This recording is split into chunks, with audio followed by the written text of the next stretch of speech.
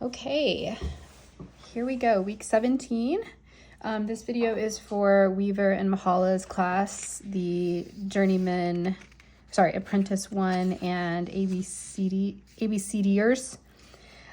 So we are going to be talking about Michelangelo. Your tutor binder has these beautiful prints. What I found interesting is that he didn't really see himself as a painter. He saw himself more as a sculptor. And these images and the details in these images shows how just like beautifully talented he was. So for attending, however, we are going to be looking at the Sistine Chapel.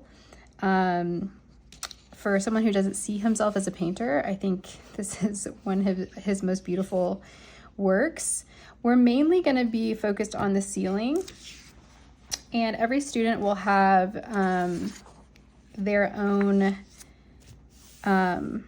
like little ceiling to attend, and they'll be laminated so that they can kind of look up close. It is kind of hard to see the details, but we're going to be focused on these 9 panels in the center. 1, 2, 3, 4, 5, 6, 7, 8, 9.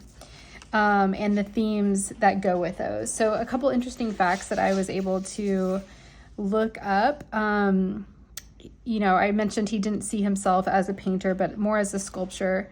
The frescoes on the ceiling took 4 years to complete and covered 12,000 square feet. This was really interesting to me. Michelangelo's depiction of God in the frescoes was one of the first of its kind. It shows a man with long white hair and a beard, an image that through time has become quite common, yet until that point, God had not been portrayed as a person in this way. And then it's also said that perhaps in this panel, God and Adam, surrounded by the angels surrounding God, are in the shape of what seems to be a human brain, maybe demonstrating God giving humans intelligence. So I thought that was super interesting, and that panel is here. So we'll jump right into the littles. The materials, they're going to be given a small sheet of watercolor paper, paintbrushes. They will have their own watercolor palette. They're not here yet. And then we do have, we're going to be also working with oil pastels, which we've never done before. So I thought it would be fun. And of course, water. I felt like the little kids would have strong opinions of what they wanted to draw. So I didn't want to assign them. I know originally in the meeting we talked about assigning each theme to a table and the kids having to paint a certain theme. I think for the little kids, I'm going to give them examples of things that they can paint for every theme. So here's the creation of Adam and Eve in the fall. Here's separation from light and darkness. Here is the Great Flood. Here is the creation of the sun, moon, and planets. Oops, I forgot to include this one, which is in your tutor binder. And then this is the separation of land and water. So once you're done kind of with your discussion and attending, they will get to decide for themselves which theme that they want to paint. For the purposes of this video, I'm going to do something very simple. I'm going to do the, what am I going to do? I'm going to do the arc. I feel like a lot of the girls will probably want to do rainbows. So that's what I'm going to kind of focus on. And why am I having a hard time? Here we go. So for the little kids, I'm gonna pick something like this, just a simple rainbow.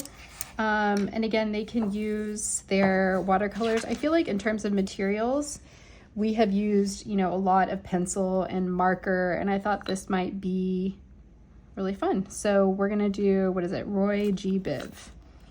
So I'm gonna start with red, orange,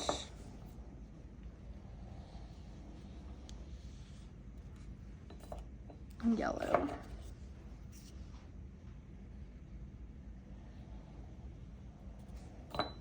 Green,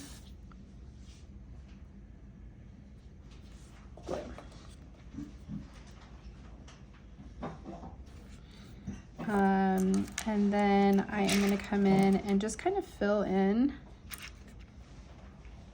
with my watercolor.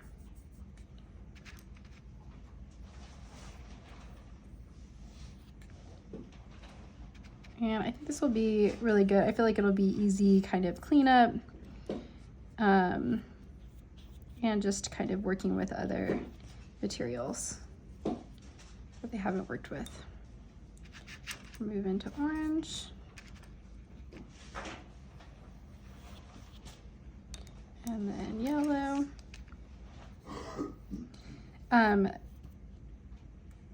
Green.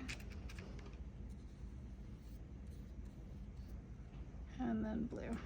Their palettes will have 12 colors. I just got them on Amazon. And then of course this represents the promise. So the idea is that these will be presented on like a class Sistine Chapel ceiling. I'm hoping there will be a lot of variety, but I'm not super concerned with this littles class. And of course, if they wanted to do, you know, the sky, they can color all of it, whatever they want to do. This is more imaginative with a theme than, you know, getting them to copy something. And yeah, again, I think it's important to discuss with them like respecting the materials, you know, we're just respecting the materials. But that's it for this class. Let me know if you guys have any questions or input.